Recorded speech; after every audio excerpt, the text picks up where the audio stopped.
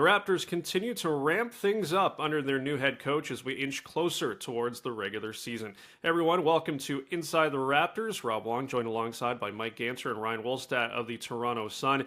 Guys, it's only been a few games so far in the preseason under new head coach Darko Rajakovic, but it's clear this is going to be a different era of Raptors basketball. Mike, we'll start with you. What have you learned about this team and how they'll run under their new head coach?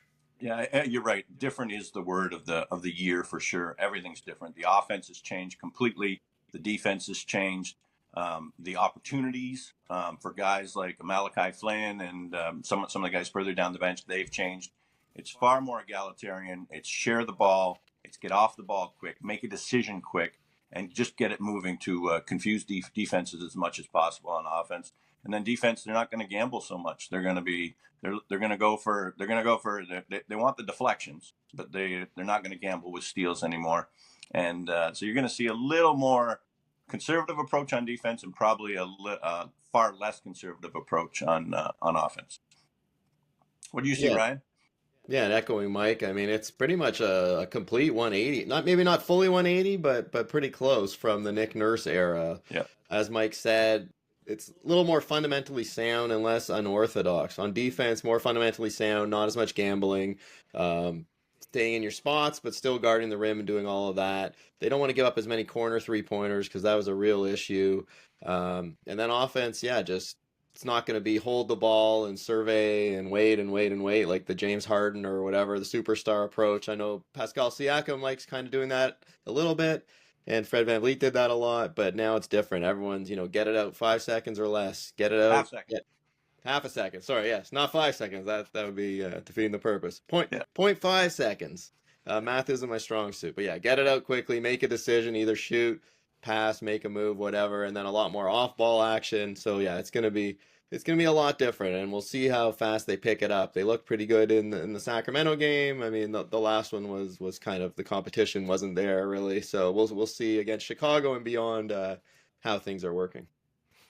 So, of course, one of the offseason additions, aside from the bench boss, was Dennis Schroeder, who is helping replace the void left by Fred VanVleet. Ryan, I think it's a lot to expect Schroeder to just step into that VanVleet role, but how do you think he fits into this puzzle? I think pretty nicely. He's obviously not the shooter that VanVleet is, but he does some things better. He's bigger. He's a much better finisher. That was some issues with VanVleet finishing at the rim.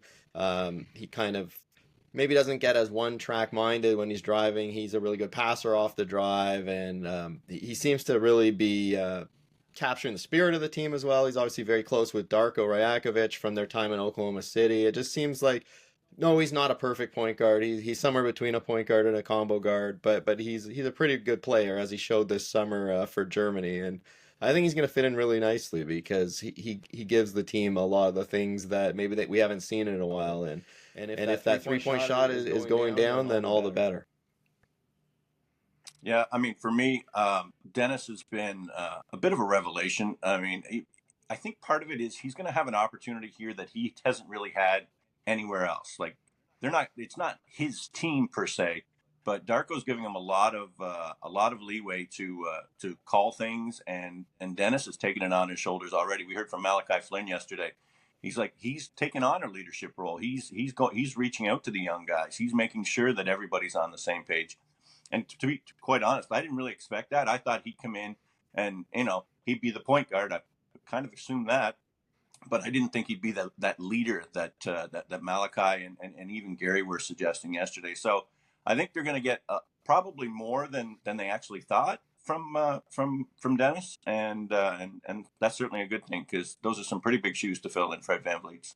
Yeah, they can get he might have got a bad rap at prior stops because he's so feisty and he's a strong personality, but sometimes people might have said, character issues, or he doesn't get along with teammates, but that hasn't been the case at all. Like, he's really fit in well, and as Mike said, has been picking up his teammates. And I don't know, I think a lot of that was overblown. Maybe he was on some losing teams, or there were some issues with coaches or whatever, but we haven't seen any of that here. Yeah, and if the Raptors can get any semblance of what we saw in the summer, that's going to be a big boost for this lineup. Finally, Mike, on Monday, the Raptors' parent company, MLSE, filed a motion to dismiss a lawsuit by the New York Knicks against the Raptors, calling it, quote, baseless. What do you make of the latest development? Yeah, I mean, this is just finally, I mean, we saw Masai come out on media day and basically dismiss this lawsuit as just that, baseless and a nuisance lawsuit. And now he wants the league to step in and say, look, this isn't something that the courts need to settle. This is between the Knicks and the Raptors. And but this is something that happens all the time. Guys or coaches change teams and they automatically take with them proprietary information. I mean, it's in their heads. They've been in that system. So this is nothing new. All this is, and again, this is just my belief, but it feels like all this is the New York Knicks saying, we don't want to lose our people anymore. We want to make sure our people are afraid to leave. We want to make sure our people stay with us.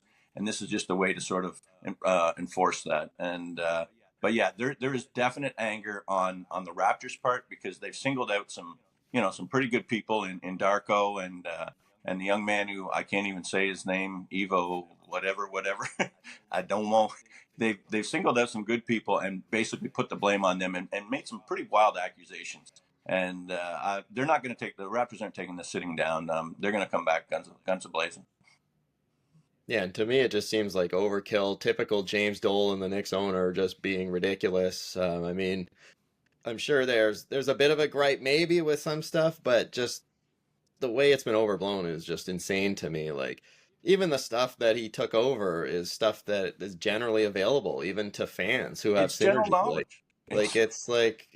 It's just they've blown it up so much, and then disparaging Darko and the way they did it. And I think the Raptors have actually showed some restraint and not just going off. Like, I know Masai was kind of alluding to it's the first time it's happened, but it just seems like a wild thing here, like just totally blown out of proportion. And I don't know if the Knicks are still mad that the Raptors gave them Lenny Wilkins when he could barely open his eyes anymore, or maybe it's the trades that Masai ripped them off. But I don't know. This is a little crazy to me. My money's on Andre Bargnani deal. Oh, that one, yeah. Woo! Yeah, still mad about Andrea after all these years. We'll see where things go from here, as always. Leave your thoughts in the comment section below. For Mike Ganter and Ryan Wolstat, I'm Rob Wong. Thanks for tuning in, and we'll talk to you next time.